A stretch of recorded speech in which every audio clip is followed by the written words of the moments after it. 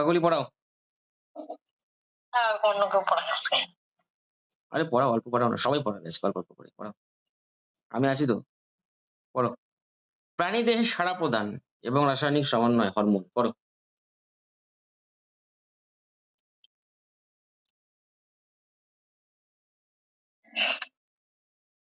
পিডিএফটা খুললেন স্যার। বই নাই? বই আছে তো, পুরানো বই স্যার। না, না মানে পুরানো বই এই দেখলে হবে না। পুরানো বই তো আমার কাছেও আছে। আমি পিডিএফ কেন চাই? এই কারণেই তো চাই। নতুন বই দেখে পড়ানোর জন্য। প্রাণীদেহের সাড়া প্রদান এবং রাসায়নিক সমন্বয় hormone response and chemical coordination in animals hormones. প্রাণীদের যেমন মানুষ বিভিন্ন কাজ নিয়ন্ত্রণের প্রয়োজনীয়তা এবং হরমোনের ভূমিকা। Need for regulation of different activities of the animal body is the human and the role of hormones. Hormone প্রাণীদের রাসায়নিক সমন্বয় সাধন করে। হরমোন নির্দিষ্ট স্থান থেকে উৎপন্ন হয়ে দূরে বাহিত হয়ে প্রাণীদের বিভিন্ন কাজ নিয়ন্ত্রণে মুখ্য ভূমিকা গ্রহণ করে। যেমন উত্তেজনায় ত্বকের লোম খাড়া হওয়া, রক্তে গ্লুকোজের সঠিক মাত্রা বজায় রাখা, ৩ নম্বর বিএমআর নিয়ন্ত্রণ, ৪ নম্বর জননগ্রন্থির বৃদ্ধি ও ক্ষরণ নিয়ন্ত্রণ ইত্যাদি কাজগুলি নিয়ন্ত্রণের জন্য হরমোনের মুখ্য ভূমিকা গ্রহণ করে। এছাড়া হরমোন কোষে কোষে রাসায়নিক সংযোগ সাধন করে। এই কারণে হরমোনকে রাসায়নিক সমন্বয় ও রাসায়নিক দ্রুত বলা হয়। কি বুঝলে অর্থাৎ বোঝাও। হরমোন বলবো স্যার? হুম। অর্থাৎ হরমোন বলতে বোঝায় যে উৎসেচক যেটা থাকে আরকি, রাসায়নিক যেটা হরমোন আ মানে উৎসেচক? মানে ऐसा मारेगा ना সরি कैसे স্যার, होगा? রাসায়নিক হচ্ছে যেটা রাসায়নিক সমন্বয়। হরমোন আলাদা জিনিস, উৎসেচক আলাদা জিনিস। হরমোন হলো নির্দিষ্ট স্থান থেকে উৎপন্ন হয়। প্রাণীদের হলো বিভিন্ন কাজ নিয়ন্ত্রণে ভূমিকা পালন করে হরমোন। ১ নম্বর কি করে? হরমোন উত্তেজনায় ত্বকের লোম খাড়া করে দেয়। ২ নম্বরে কি রক্তে যে গ্লুকোজের মাত্রাটা সেটা বজায় রাখে। মানে রক্তে যে গ্লুকোজ থাকে সেটার মাত্রাটা স্বাভাবিক রাখে আরকি। আর ৩ নম্বর বিএমআর নিয়ন্ত্রণ করে, যেটা বেসাল মেটাবলিক রেট, সেটা নিয়ন্ত্রণ রাখে। আর ৪ নম্বর বলছে যেটা জননগ্রন্থির বৃদ্ধি ও ক্ষরণ নিয়ন্ত্রণ করে। আর জননগ্রন্থি যে সেটা বৃদ্ধি আর মানে নির্গত যেটা হলো ক্ষরণ হয় আরকি, ঠিক আছে, ওটা দেখে হরমোন। ঠিক আছে। আমি বলছি তাহলে। প্রাণীদেহে সাড়া প্রদান এবং রাসায়নিক সমন্বয়। সাড়া প্রদান মানে কি?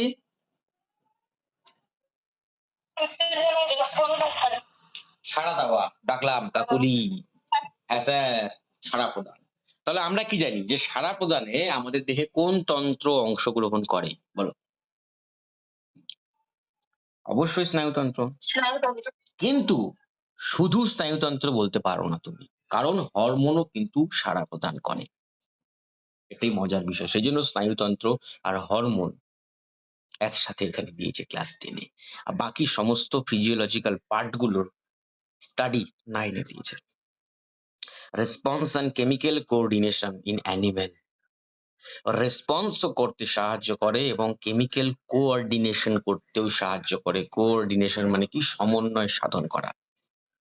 মানব দেহে, সরি, অ্যানিমাল মানে জীবদেহে, নট প্ল্যান্ট, নট উদ্ভিদ দেহে। সেটা কি করে? হরমোন। উদাহরণ কি স্যার? স্যার কয়েকটা উদাহরণ দিলে ভালো হয়, যেখানে দেখতে পাবো যে সেখানে রেসপন্স করছে। কিছু, কিছু উদাহরণ দিন যেখানে দেখবো কেমিক্যাল কোঅর্ডিনেশন করছে। এই তো দিয়েই দিয়েছি। উত্তেজনায় ত্বকের লোম খাড়া হওয়া। এটা কি? হরমোনের দ্বারা একটা রেসপন্স। উত্তেজনা। উত্তেজনা বলতে যখন আমরা হঠাৎ করে হাঁটতে, হাঁটতে তুমি দেখছো জঙ্গল দিয়ে হেঁটে যাচ্ছ, হঠাৎ করে হাতি চলে এলো। যেটা আমাদের ডুয়ার্সে প্রায়ই দেখা যায়। ভয় পেয়ে গেলে। উত্তেজনা, চলো লোম খাড়া হয়ে গেল। এটা একটা রেসপন্স। এটা কিন্তু লোম যে খাড়া হলো এর জন্য কিন্তু নার্ভাস সিস্টেম দায়ী নয়। এর জন্য দায়ী হরমোন। ঠিক আছে? তাহলে একটা উদাহরণ পাওয়া গেল, যে উদাহরণের দ্বারা আমরা বুঝলাম হরমোন কিভাবে রেসপন্স দেয়। নেক্সট উদাহরণ, হরমোন কিভাবে কেমিক্যাল কোঅর্ডিনেশন বজায় রাখে। সেকেন্ড উদাহরণ হচ্ছে এটাই, যে রক্তের গ্লুকোজের সঠিক মাত্রা। রক্তের গ্লুকোজের সঠিক মাত্রা বজায় রেখে সমন্বয় সাধন করা, কোঅর্ডিনেশন করা।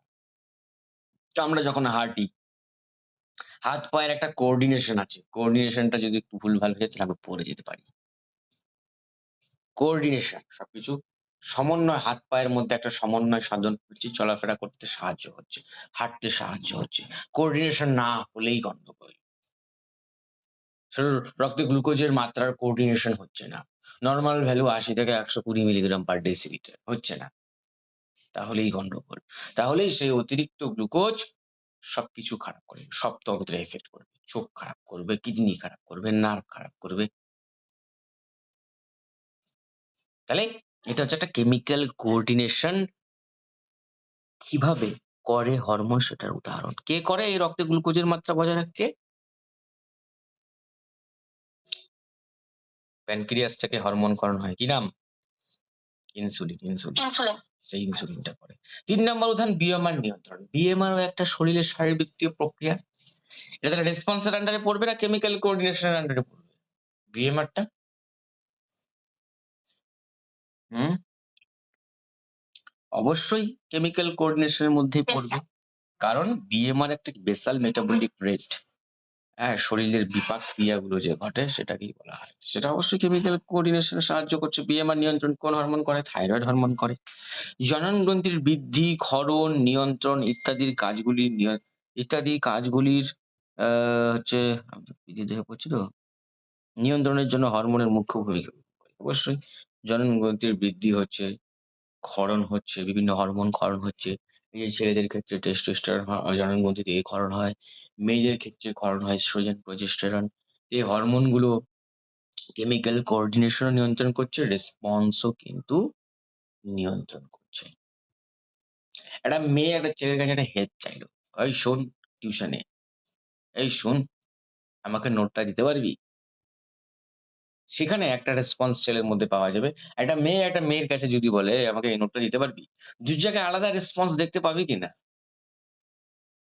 ছেলেটা অনেকটাই আগ্রহী দেখাবে মেয়েটাকে হেল্প করার জন্য। দেখাবে? একটা মেয়ে আরেকটা মেয়েকে অতটা আগ্রহী দেখাবে না। কেন?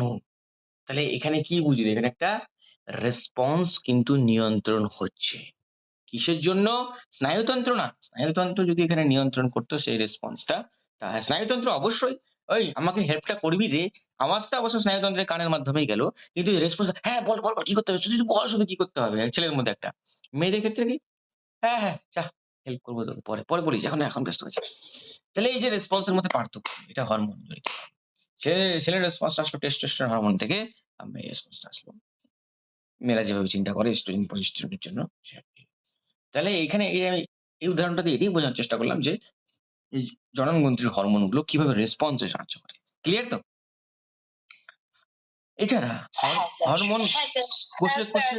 হরমোন কোষে রাসায়নিক সংযোগ সাধন করে।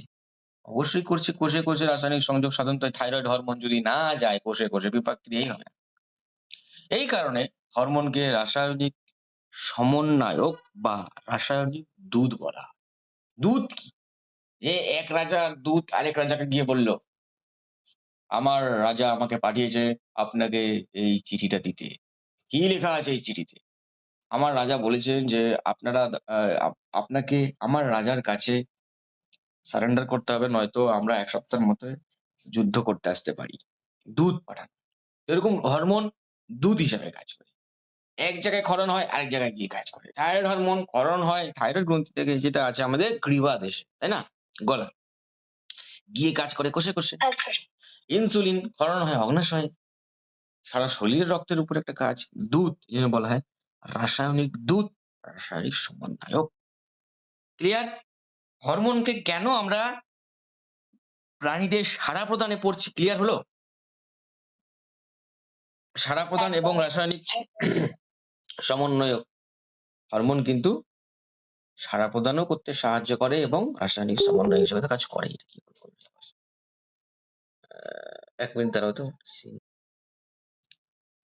তারপরে দেখো এই যে হরমোন, প্রাণীদেহের হরমোনের বৈশিষ্ট্য কি? প্রাণীর যে হরমোন, যেমন ওই কাকলি কিন্তু গুলিয়ে দিচ্ছিল হরমোনের সাথে উৎসেচক। না, হরমোন উৎসেচক সেম না। একটা কথা মনে রাখবে, উৎসেচক সবসময় প্রোটিনধর্মী। কিন্তু হরমোন প্রোটিনধর্মী হতে পারে বা অন্য কিছু হতে পারে। ফ্যাট ধর্মীয় হতে পারে, স্টেরয়েড ধর্মীয় হতে পারে। হরমোন বিভিন্ন প্রকৃতির হতে পারে। কিন্তু উৎসেচক অলওয়েজ প্রোটিন। বোঝা গেল? গোলাবে না। উৎসেচক কি করবে? খাওয়ার পরিপাকে সাহায্য করে। আর হরমোন কি করে? বিএমআর নিয়ন্ত্রণ করে, রক্তের গ্লুকোজের মাত্রা সঠিকভাবে নিয়ন্ত্রণ, জরন গ্রন্থি বৃদ্ধি করে। দেখ কতগুলো আছে, উত্তেজনায় লোম খাড়া যে হচ্ছে সেটাও কিন্তু হরমোনের দ্বারাই নিয়ন্ত্রণ হচ্ছে। আরো অনেক এখানে তো কয়েকটা লেখা আছে, অনেক কাজ হরমোনের। হরমোনের বৈশিষ্ট্য, হরমোনের কি উৎস?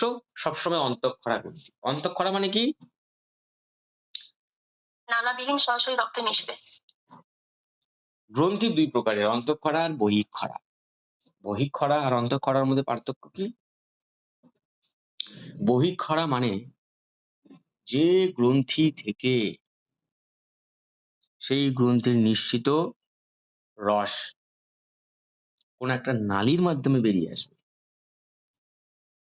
তাহলে সেই গ্রন্থিকে তুমি বলবে বহিঃক্ষরা গ্রন্থি। যে গ্রন্থি থেকে সেই গ্রন্থির নিঃসৃত রস কোনো নালী দিয়ে আসবে না, তো কি দিয়ে আসবে স্যার? ডাইরেক্ট রক্তে মিশবে, কোনো কিছু দিয়ে আসা আসি কোনো ব্যাপার নাই, ক্ষরণ হবে রক্তে মিশবে, সেই গ্রন্থিকে কি বলা হয়? অন্তঃক্ষরা গ্রন্থি। তার মানে যা বুঝলাম যে হরমোন যে গ্রন্থি থেকে নিঃসৃত হয় সেটা কখনোই নালী দিয়ে আসে না। হরমোন কিভাবে মিশে? ডাইরেক্ট ক্ষরণ হয়ে রক্তে মিশে। বুঝা গেল? যেমন নালী, আচ্ছা নালী কোথায়, কোন গ্রন্থিতে নালী দিয়ে ক্ষরণ হচ্ছে বলতে পারবে? অগ্ন্যাশয়। অগ্ন্যাশয়ে নালী দিয়ে ক্ষরণ হয়। কি ক্ষরণ হয়? কোন হরমোন? ওখানে অগ্ন্যাশয়। হ্যাঁ, হরমোন না, হরমোন সবসময় নালী ছাড়াই ক্ষরণ হবে। পাচক রস, স্যার অগ্ন্যাশয়ের যে পাচক রসটা আছে, অগ্ন্যাশয় রস যেটাকে বলা হয় প্যানক্রিয়াটিক জুস, সেটা কিন্তু নালী দিয়ে আসে, তাই না? অনেকবার দেখিয়েছি, পড়িয়েছি, যখন পৌষ্টিকতন্ত্র পড়াতে গিয়ে বলেছি। তাহলে হরমোনের হরমোন মানে কি? হরমোনের একটা প্রধান বৈশিষ্ট্য যেটা, হরমোন এক অন্তঃক্ষরা গ্রন্থি থেকে গঠিত হবে। রাসায়নিক প্রকৃতি কিরকম? হরমোন প্রোটিন ধর্মী হতে পারে, অ্যামাইন ধর্মী, স্টেরয়েড ধর্মী, লিপিড ধর্মী। যেমন দেখো এক্সাম্পল দিয়েছে, প্রোটিন ধর্মী হরমোন নাম কি? STH, somatotropic hormone. অ্যামাইন ধর্মী, adrenaline, thyroxine. Steroid, testosterone, progesterone, oestrogen. Lipid ধর্মী আছে প্রোস্টাগ্ল্যান্ডিন। পরিবহনের পদ্ধতি, হরমোন পরিবহন যে পদ্ধতি, হরমোন যে পরিবহন হয় সেটা কি বলেছে? উৎসস্থল থেকে সবসময় রক্তের মাধ্যমে এক জায়গা থেকে আরেক জায়গায় যাবে। এটাই হরমোনের বৈশিষ্ট্য। কাকে হরমোন? সবাইকে হরমোন বলতে পারবো না আমি। উৎসেচক হরমোন বলতে পারবো না স্যার। কেন পারবো না? তার উদাহরণ হচ্ছে এটাই। উৎসেচক কখনোই অন্তঃক্ষরা গ্রন্থি থেকে গঠিত হয় না। অবশ্যই হয় অন্তঃক্ষরা গ্রন্থি থেকে, কিন্তু অন্তঃক্ষরা গ্রন্থি বলতে কি? মিশ্র গ্রন্থি। যেখানে যেমন একটা মিশ্র গ্রন্থির উদাহরণ দাও। অগ্ন্যাশয়। অবশ্যই অগ্ন্যাশয়কে দুটোই বলা হয়। মিশ্র গ্রন্থি বলা হয়। এ হচ্ছে অন্তঃক্ষরা প্লাস বহিঃক্ষরা। বাকি তুমি আর কোথাও পাবে না। মিশ্র গ্রন্থি একটাই আছে। অন্তঃক্ষরা প্লাস বহিঃক্ষরা দুটো হিসেবে কাজ করে। তাহলে যার যে অন্তঃক্ষরা গ্রন্থি থেকে গঠিত হবে, যার প্রকৃতি হয় প্রোটিন বা হয় লিপিড, নয় অ্যামাইন ধর্মী হবে, যে পরিবহন রক্তের মাধ্যমে পরিবহন হবে যার, যে হচ্ছে তারপরে কাজ ও পরিণতির ব্যাখ্যা বলছে, হরমোন উৎসস্থল থেকে দূরে গিয়ে কাজ করবে, বিপাক ক্রিয়াকে নষ্ট করে, বিপাক ক্রিয়া বিপাক বিপাকীয় ক্রিয়া নিয়ন্ত্রণ করে, হরমোনের কাজ শেষ হলে ধ্বংসপ্রাপ্ত হয় এবং ক্রিয়া স্থান থেকে বেরিয়ে যায়। হরমোন রাসায়নিক বার্তাবাহক রূপে কাজ করে। এটি লক্ষ্য কোষের নির্দিষ্ট গ্রাহকের সঙ্গে যুক্ত হয়ে কোষটির বিপাকীয় প্রক্রিয়ায় প্রয়োজনীয় পরিবর্তন আনে। তাহলে দেখো এই যে লক্ষ্য কোষের, এই যে কথাটা বলছি না, একটা লক্ষ্য কোষের একটা নির্দিষ্ট একটা কোষে গিয়ে হরমোন কাজ করে। অবশ্যই ওই উৎসেচকের এরকম একটা ধর্ম আছে। প্রত্যেকটা উৎসেচক একটা নিজস্ব যে সাবস্ট্রেট তার উপর গিয়ে কাজ করে। সেরকম হরমোনও কিন্তু সাবস্ট্রেটের উপরে কাজ করে। একটা নির্দিষ্ট সাবস্ট্রেটের উপরেই কাজ করবে। এমন না যে হরমোন যার সাথে পছন্দ তার সাথে বিক্রিয়া করে ফেলছে, এমন না। তো এই হচ্ছে হরমোনের বৈশিষ্ট্য। আর কি বলেছে? বাহক ও নিয়ন্ত্রক হিসেবে হরমোনের ভূমিকা। Role of hormone as messenger and regulator, feedback control. অন্তঃক্ষরা গ্রন্থি থেকে কোনো হরমোন নিয়ন্ত্রণ ও ক্ষরণের হার নির্ভর করে সেই হরমোনটি কি পরিমাণে উপস্থিত থাকে তার উপর। একে ফিডব্যাক নিয়ন্ত্রণ বলা হয়। রক্তে হরমোনটি কম পরিমাণে উপস্থিত থাকলে অন্তঃক্ষরা গ্রন্থি থেকে হরমোনটির ক্ষরণ হার বৃদ্ধি পাবে। একে ধনাত্মক ফিডব্যাক নিয়ন্ত্রণ বলে। আবার হরমোনটি বেশি পরিমাণে উপস্থিত থাকলে ঋণাত্মক ফিডব্যাক নিয়ন্ত্রণ বলে। এই জায়গাটা আমাকে ছবি এঁকে বোঝাতে হবে, তুমি বুঝতে পারবে না। দাঁড়াও। আচ্ছা পিটুইটারি থেকে হ্যাঁ টিএসএইচ ক্ষরণ। পিটুইটারি থেকে টিএসএইচ ক্ষরণ হলে থাইরয়েড থেকে, থাইরয়েড গ্রন্থি থেকে এবার রক্তে যদি T4 এর পরিমাণ বেড়ে যায় কোনো কারণে, তাহলে কি হবে? এই বর্ধিত T4 তো ব্রেন দিয়েও পাস করে, তাই না? আচ্ছা হাইপোথ্যালামাস বুঝে যাবে যে রক্তে T4 এর পরিমাণ কি আছে, বেড়ে গেছে। তখন হাইপোথ্যালামাস কি করবে? টিআরএইচ কে কি বলবে, তুই যাইস না আর পিটুইটারিতে। তো টিআরএইচ যদি পিটুইটারিতে না আসে তাহলে কি পিটুইটারি থেকে টিএসএইচ কোথায় আসবে না? টিএসএইচ যদি থাইরয়েডে না আসে তাহলে কি হবে? তাহলে যখন আমার রক্তে যা দরকার পড়ছে সেই হিসাবে হরমোন কিন্তু কন্ট্রোল হচ্ছে। কার দ্বারা কন্ট্রোল হচ্ছে? হাইপোথ্যালামাস। তাহলে যখন যেটা দরকার, আমার এখন রক্তে কম T4, হাইপোথ্যালামাস টিআরএইচ ক্ষরণ করে দিল। আমার রক্তে বেশি T4, ক্ষরণ করা বন্ধ করে দিল। তাহলে একটা রেগুলেটর হিসেবে কাজ করতেছে না? তাহলে হরমোন কিভাবে রেগুলেটর হিসেবে কাজ করে দেখেছো? এইটাকে বলা হয় নেগেটিভ ফিডব্যাক মেকানিজম। কি বলা হয়? Negative feedback.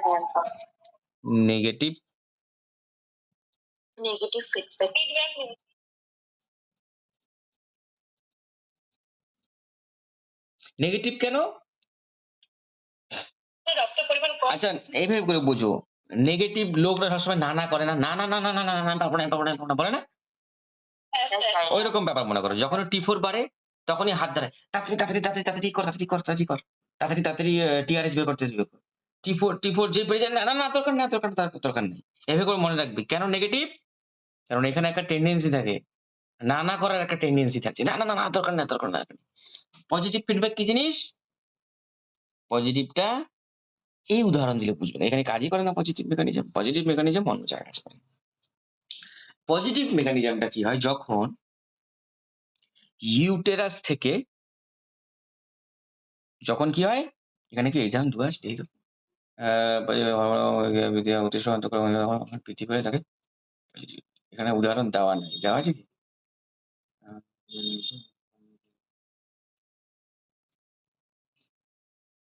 পজিটিভ দেওয়া আছে তো, এই তো রক্ত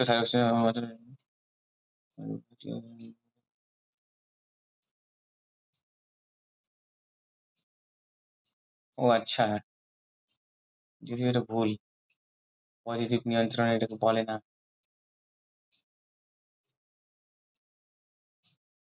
একটার মধ্যে পজিটিভ নেগেটিভ দিয়ে দিয়েছে,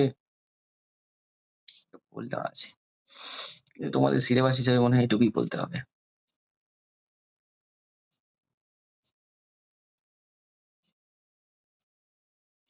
হিসাব মতো পজিটিভ ফিডব্যাক কোনটাকে বলে জানো? পজিটিভ ফিডব্যাক বলে লেবার লেবার, তারপরে বাচ্চা যে দুধ খায় সেখানে। লেবার বলতে কি, যখন প্রসবকালীন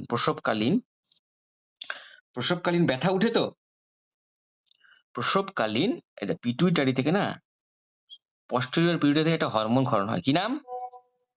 অক্সিটোসিন। ভালো করে বুঝবে, এটা অক্সিটোসিন হরমোন ক্ষরণ হয়। হ্যাঁ, আর এটা মনে করো ইউটেরাস, ইউটেরাস থেকে মনে করো ফিটাসটা বেরিয়ে আসছে। তো ফিটাস যখন বেরিয়ে আসে, এই জায়গাগুলোতে চাপা লাগে না? লাগে কিনা? সার্ভিক্স ভ্যাজাইনাতে চাপা লাগে না? তো চাপা লাগলে কি ব্যথা হয় না? তো ব্যথা হওয়ার জন্য কি হয়, একটা না সেন্সেশন ব্রেনের পিটুইটারিতে গিয়ে না অক্সিটোসিন ক্ষরণের জন্য উদ্দীপিত করে।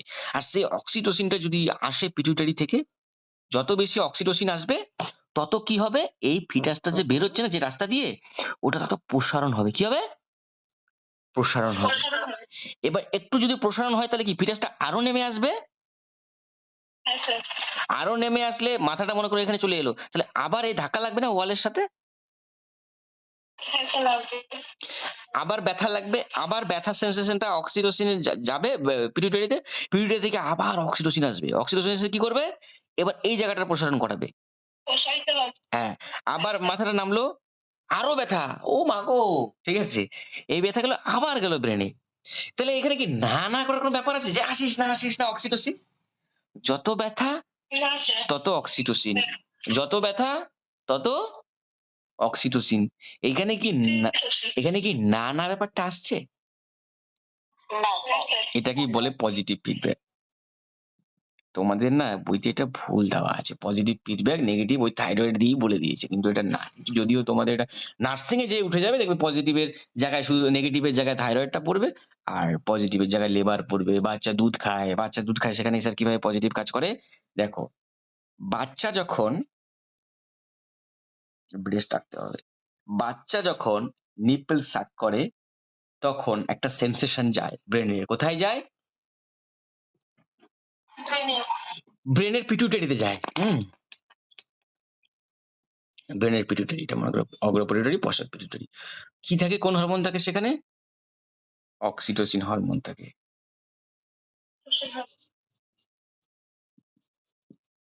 অক্সিটোসিন হরমোন থাকে।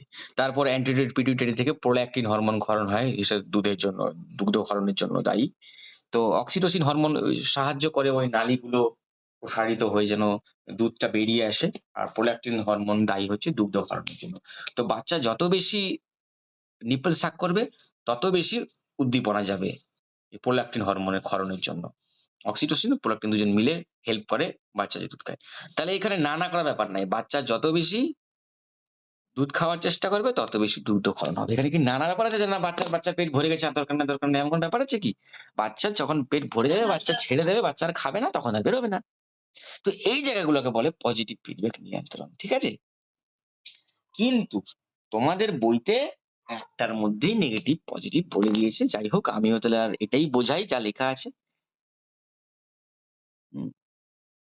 এখানে বলেছে যে রক্তে যখন থাইরয়েড হরমোন, আবার তাহলে ছবিটা আঁকি, ছবি আঁকার দরকার নেই, এবার বইটা বললেই বুঝে যাবে।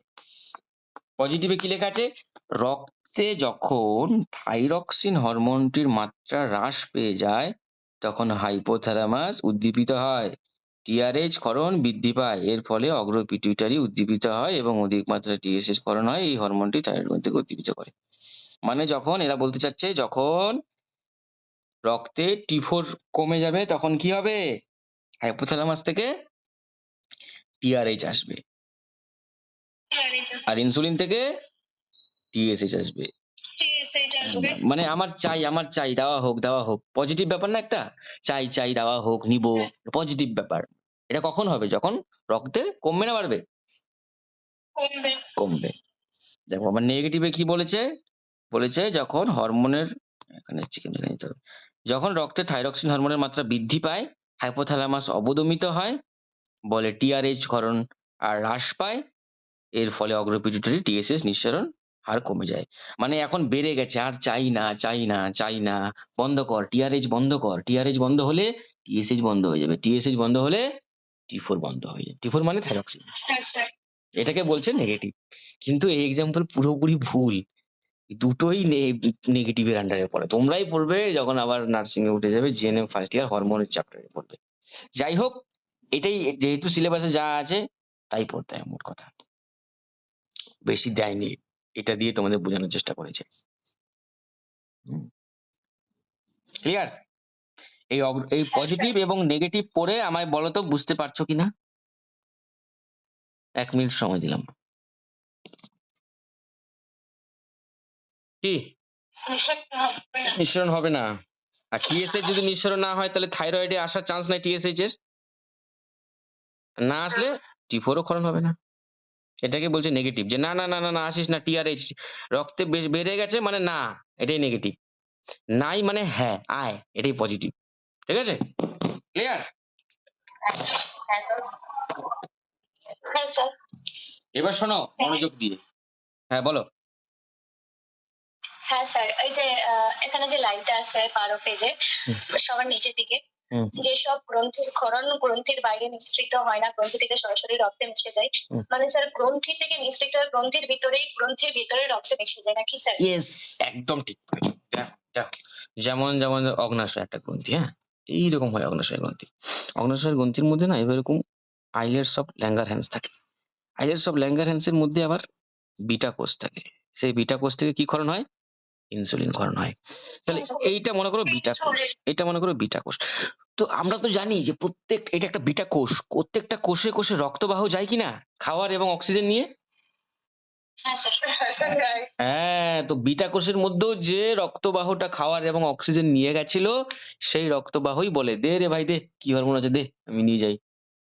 আমাকে নিয়ে যেতে হবে। এত শরীরের এত গ্লুকোজের মাত্রা রসগোল্লা খেয়ে নিয়েছি, ওটাকে কমাতে হবে।"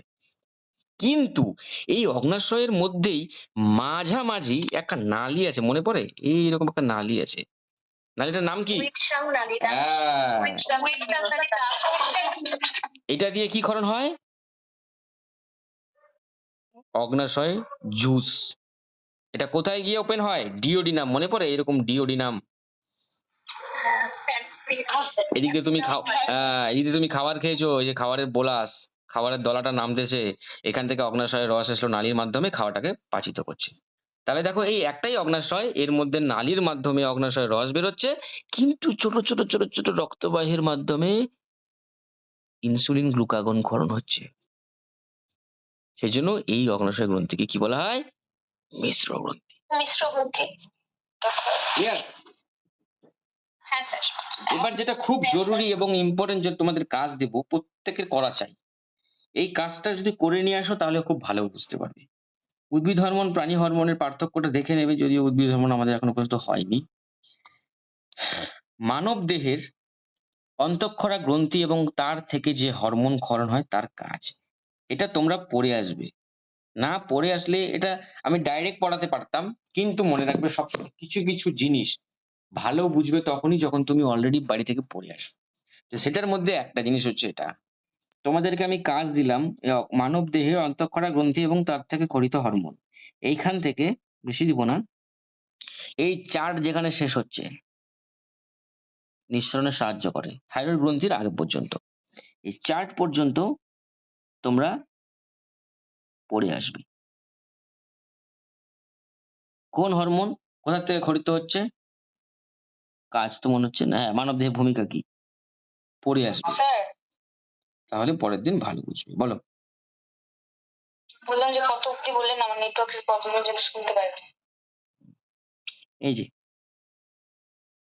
মানব দেহের অন্তঃক্ষরা গ্রন্থি থেকে এই যে থাইরয়েড গ্রন্থির উপরে পর্যন্ত কোথা থেকে ক্ষরণ হয়, কাজ কি। আমি কিন্তু পড়াও ধরবো, বোঝাবো, একসাথে হবে। এই পড়াটা এইভাবে করলেই বেটার। ঠিক আছে? সবাই কিন্তু পড়ে জয়েন করবে, নয়তো কিন্তু মুশকিল আছে পড়ে। ফিজিওলজি পার্টটা ভালো করে পড়ে নাও, শিখে নাও, এটাই কিন্তু তোমাদের সারা জীবন চর্চা করতে হবে। উদ্ভিদ হরমোন কিভাবে কাজ করলো, উদ্ভিদ হরমোন কি কি আছে, সব মানুষ ভুলে যায়। এই যে যারা ১ র‍্যাংক করেছিল, যে সেও এখন নার্সিং পড়ার চক্করে সব ভুলে গেছে, ওগুলো কাজে লাগে না। হ্যাঁ, পড়বে, এন্ট্রান্স এক্সাম পাস করবে, ভুলে যাও, তাতে কোনো যায় আসে না। সালোক সংশ্লেষের বিক্রিয়ার ফর্মুলাটা কি, ভুলে যাও। কিন্তু এই জিনিসগুলো ভালো করে পড়ো, এটা তোমার কাজে লাগবে। ক্লিয়ার? আমাকে সেদিনকে ওই যে কি বলে ওর নাম, উপাসনার মার সাথে দেখা হয়েছিল। বলছে, "স্যার, আপনি মেয়ে আপনার খুব নাম করছে।" এরকম, "কেন? তো সরকারিতে পেলোই না। নাম আবার করার কি আছে?" বলে, "না স্যার, ও যে আপনি চান্স পেলো না পেলো আলাদা ব্যাপার। আপনার কাছে যে পড়েছিল, আর ওই মাধ্যমিক তো ভালো করে লাইফ সায়েন্স পড়েনি। তারপরে আবার ২ বছর আর্টস নিয়ে পড়েছে। সব ভুলে গেছিল। কোর্স-টোর্স সব ভুলে গেছিল। কি জিনিস শরীরের বেসিক জিনিসগুলো জানতো না। হঠাৎ করে ইংলিশে অ্যানাটমি বই দেখেই তো ভয় পেয়ে যায় অনেকে। তো আপনি যেহেতু আপনার কাছে ১ বছর কোচিং নিয়েছিল, আপনি পড়িয়েছিলেন লাইফ সায়েন্সটা, সেটা ওর অনেক উপকার হয়েছে।" ও তাই? তো ভালোই। ঠিক আছে? ভালো করে ফিজিওলজি পার্টটা ভালো করে পড়ো। এখনকার জন্যও, ইন ফিউচার এর জন্য। প্রত্যেকের কিন্তু আমি পড়া ধরবো। একটা কোয়েশ্চেন হলেও আমি জিজ্ঞাসা করব প্রত্যেককে। পরের দিন যারা জয়েন করবে। তারপরে পড়াবো। ঠিক আছে? কবে নেক্সট পড়া? নেক্সট যেদিন পড়াবো মঙ্গলবারে। ঠিক আছে? মঙ্গলবার, হ্যাঁ, মঙ্গলবার রাতে। আর সকালে নিলে ফিজিক্যাল সায়েন্স নিবো। ঠিক আছে। চলো, গুড নাইট। হ্যাঁ।